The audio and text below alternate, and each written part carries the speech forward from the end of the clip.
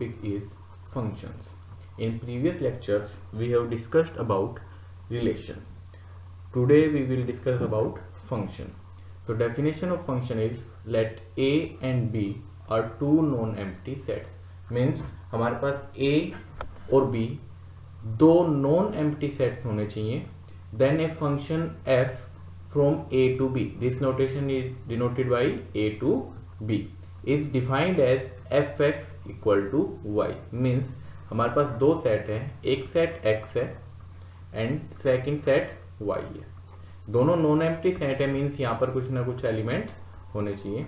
Then एक function f define होगा from x to y. Means x से start होगा, वो y पे एंड होगा.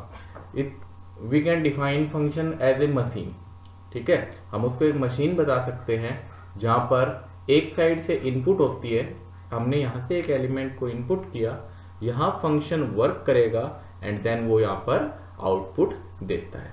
सो जो हमारा इनपुट होता है वो x, मीन्स जहां से फंक्शन स्टार्ट हुआ है वो इनपुट हो गया x से, और जो आउटपुट फंक्शन उस पर डिफाइन होगा, उस पर फंक्शन ने वर्क किया और आउटपुट क्या दिया, y. सो फंक्शन की एक सिंपल सी डेफिनेशन हम ऐसे समझ सकते हैं. सो where fx is equal to y, where x belongs to a, means x हमारा a सेट से है and y belongs to b, y हमारा b सेट से आएगा. Function is basically a rule by which each x which gives a unique value. Means function जो है, जैसे मैंने बताया था अभी कि ये एक मशीनरी का काम करता है, तो ये एक रूल डिफाइन होता है x के एलिमेंट्स के ऊपर. इस सेट के एलिमेंट पर एक रूल डिफाइन होगा जिससे वो एक unique image, unique solution, unique value देते हैं जो y सेट के अंदर आती है, जिसे हम इस फंक्शन की क्या बोलते हैं, इमेज बोलते हैं. सो ऐसे ये फंक्शन डिफाइन होता है. अब यहाँ पर हमारे पास दो चीजें आती हैं. जैसे एक एग्जांपल है, पहले एग्जांपल समझते हैं. fx equal to x square, means जो यहाँ पर रूल है, जैसे हमने किसकी बात की थी, एक रूल की. तो ये रूल क्या है, f का जो वर्क है वो क्या है, इस x का क्या करना पड़ेगा, हमें स्क्वायर करना पड़ेगा. तो here all the value of x function f will give result as a square of that number. तो यहाँ पे जो रूल काम करेगा वो क्या करेगा, अगर हम यहाँ पर f2 लाते हैं, मीन्स 2 के ऊपर फंक्शन लगाया, तो जो रूल लगेगा वो क्या लगेगा, 2 का स्क्वायर, मीन्स जो हमारा आउटपुट आएगा वो आंसर क्या आएगा, 4 होगा. तो ये फंक्शन की डेफिनेशन थी. फंक्शन ऐसे डिफाइन होता है. अब हमारे पास यहाँ पर तीन चीजें आती हैं, तीन डेफिनेशन जो कि बहुत इंपॉर्टेंट है, जिन्हें समझना बहुत ही इंपॉर्टेंट है. फर्स्ट डोमेन, देन कोडोमेन, और उसके बाद हमारे पास आता है रेंज. तो सबसे पहले हम डोमेन को समझते हैं. डोमेन क्या होता है, जो हमारी फंक्शन की डेफिनेशन थी, फंक्शन डिफाइन हुआ है फ्रॉम x टू y. तो जहां से स्टार्ट होता है फंक्शन, जिस सेट के ऊपर फंक्शन सेट स्टार्ट होता है, उस सेट को हम बोलते हैं डोमेन. तो यहाँ पे x टू y है, तो डोमेन क्या बना हमारा, x. अगर ये फंक्शन y टू x होता तो जो डोमेन बनता वो क्या बन जाता हमारा, y. सो डोमेन की तो सिंपल डेफिनेशन यही है, जहां से फंक्शन स्टार्ट हुआ वो हमारा क्या होता है, डोमेन. एंड जहां फंक्शन एंड होता है, जहां पर फंक्शन लास्ट में पहुंच रहा है, वो हमारे पास क्या होता है, कोडोमेन. सो फर्स्ट केस में कोडोमेन क्या है हमारा, y है, एंड सेकंड केस में कोडोमेन क्या बना हमारा, x बना. सो ये तो हमारे पास थे जो सिंपल डेफिनेशन हो जाती है डोमेन एंड कोडोमेन. देन उसके बाद जो इंपॉर्टेंट आता है वो होता है रेंज. रेंज क्या होता है, range is subset of codomain. जो रेंज है वो हमारे पास कोडोमेन का सबसेट होता है. अब सबसेट के अंदर कौन से एलिमेंट आएंगे, वो एलिमेंट कोडोमेन के, the elements in codomain which have pre image in domain. Means वो जहां पर, जैसे आप इस डायग्राम से समझते हैं, ये हमारे पास डोमेन है, इधर y जो ये कंप्लीट है, ये क्या है, कोडोमेन. यहां से फंक्शन में 4 एलिमेंट है, इन 4 से इमेज गई. फर्स्ट एलिमेंट की इमेज यहाँ पर, सेकंड की यहाँ पर, थर्ड की यहाँ पर, एंड फोर्थ की वापस से यहाँ पर आ गई. ठीक है. सो जिस एलिमेंट पर इमेज आती है, मीन्स जो वैल्यू रिजल्टेंट होते हैं मीन्स जिन एलिमेंट की प्री इमेज होती है, उन एलिमेंट का सेट क्या कहलाता है? रेंज। तो जो ये अंदर वाला सेट है ये रेंज कहलाएगा, इसके बाहर जो एलिमेंट है उनको हम छोड़ देंगे जिनकी प्री इमेज नहीं है। सो रेंज की डेफिनेशन क्या होती है? Range is a subset of codomain, the elements which have pre image in domain. वो एलिमेंट जिनकी डोमेन में प्री इमेज होती है उसका सेट क्या बनता है? हमारा रेंज बनता है। एक सिंपल एग्जांपल से अगर हम समझते हैं, जैसे हमारी पुलिस की या कोई भी आर्मी की ट्रेनिंग होती है, तो एक यहाँ पर हमारे फोर्स के मेंबर हैं, इन सभी के पास गन्स गिवन है और ये एक वॉल है, कंप्लीट वॉल है। तो यहाँ से फायरिंग रेंज हमें कहते हैं ना, फायरिंग रेंज। तो फायरिंग करते हैं, ये इसने फायर किया, सभी अपना एक एक फायर करेंगे, ठीक है। सो जिन जिन जगह पर जाकर फायर लगता है उस सभी एलिमेंट का सेट तो हमारा क्या कहला जाएगा? रेंज। और जो कंप्लीट वॉल है वो क्या कहलाती है? हमारी कोडोमेन कहलाता है। और जहां जहां पर फायर लगा है वो क्या होता है? रेंज होता है। इस एग्जांपल से हम इसको समझ सकते हैं।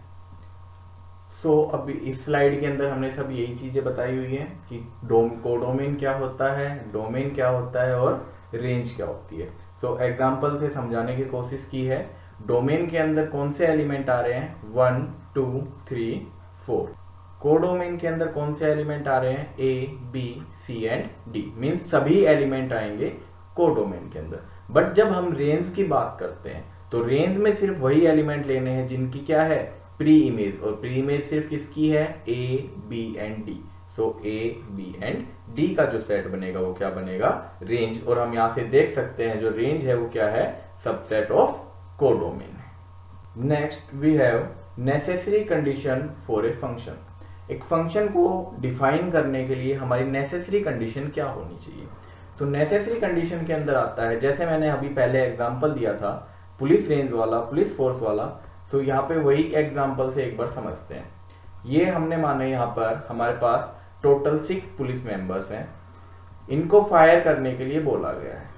तो सबसे पहली कंडीशन यही है कि सभी मेंबर फायर करेंगे, मींस सभी मेंबर की इमेज होनी चाहिए। अगर इसको फंक्शन से रिलेट करें तो क्या कह रहा है कि डोमेन के अंदर सभी एलिमेंट की एक इमेज होनी जरूरी है।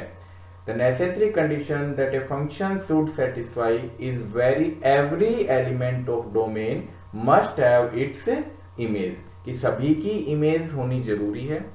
सेकंड, कोई दो एलिमेंट एक जगह पर, दो मेंबर एक जगह पर फायर कर सकते हैं, बट एक मेंबर दो जगह पर फायर नहीं कर सकता, क्योंकि सबके पास क्या है?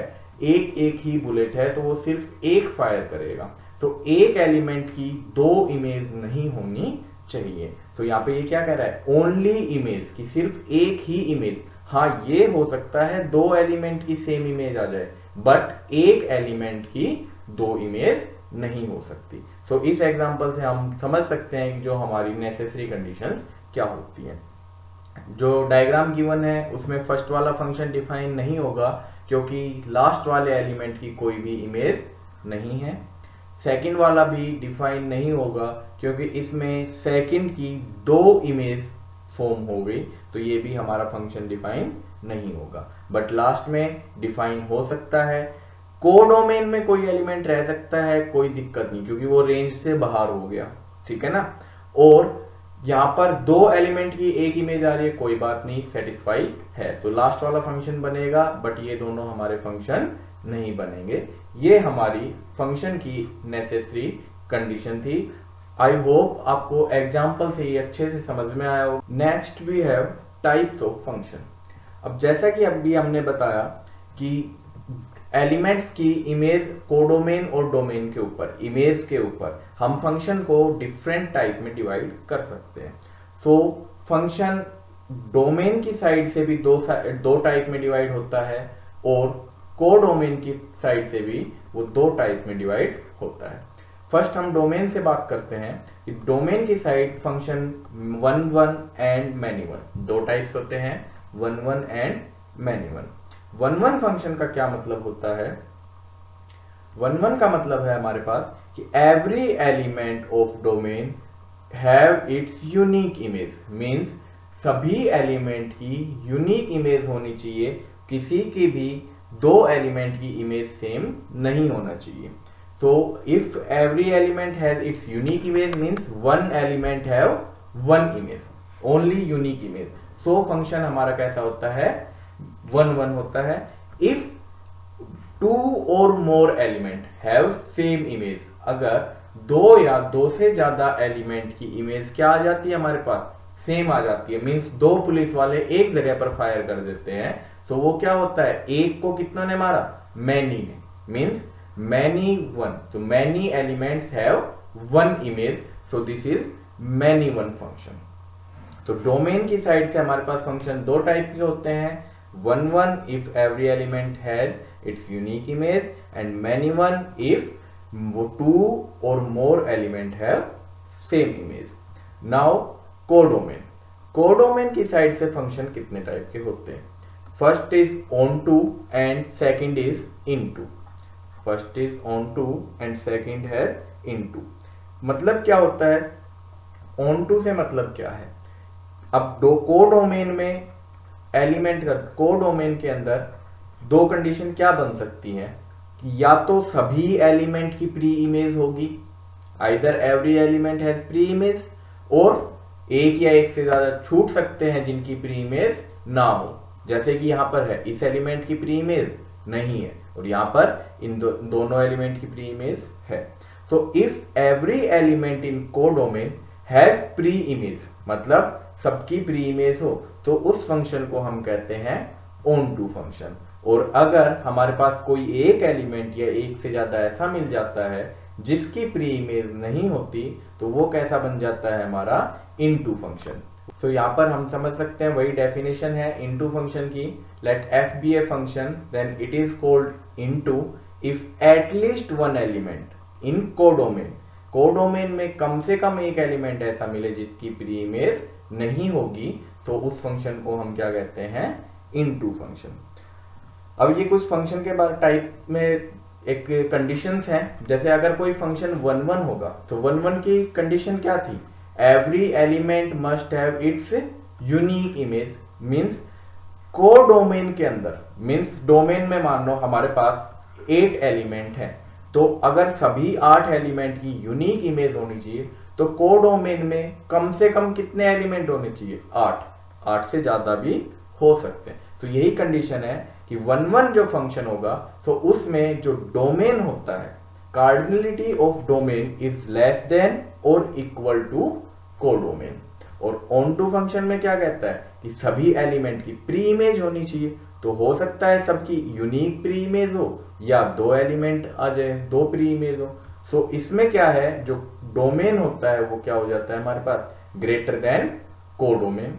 Also if a function is onto, अगर हमारे पास फंक्शन कैसा है, ऑन टू है, सो फंक्शन में की जो रेंज होती है और कोडोमेन, वो दोनों सेट हमारे क्या हो जाते हैं, इक्वल हो जाते हैं. इसलिए ये कुछ इनकी प्रॉपर्टीज हैं फंक्शंस की. सो आई होप आपको आज की वीडियो अच्छी लगी होगी, आपको फंक्शन एंड उनके टाइप्स समझ में आए होंगे कि उन्हें कैसे डिफाइन किया जाता है.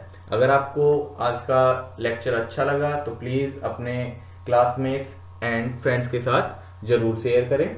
आप हमारी लाइव क्लासेस 11 एंड 12 के लिए डिस्क्रिप्शन में गिवन लिंक से एनरोल कर सकते हैं, जो क्लास कंटिन्यू है. एंड 10th क्लास का कोर्स 1 जून से स्टार्ट होने वाला है, सो उसमें भी आप एनरोल कर सकते हैं. अगर आपको वीडियोस अच्छी लगती हैं तो प्लीज शेयर जरूर करें. Thank you.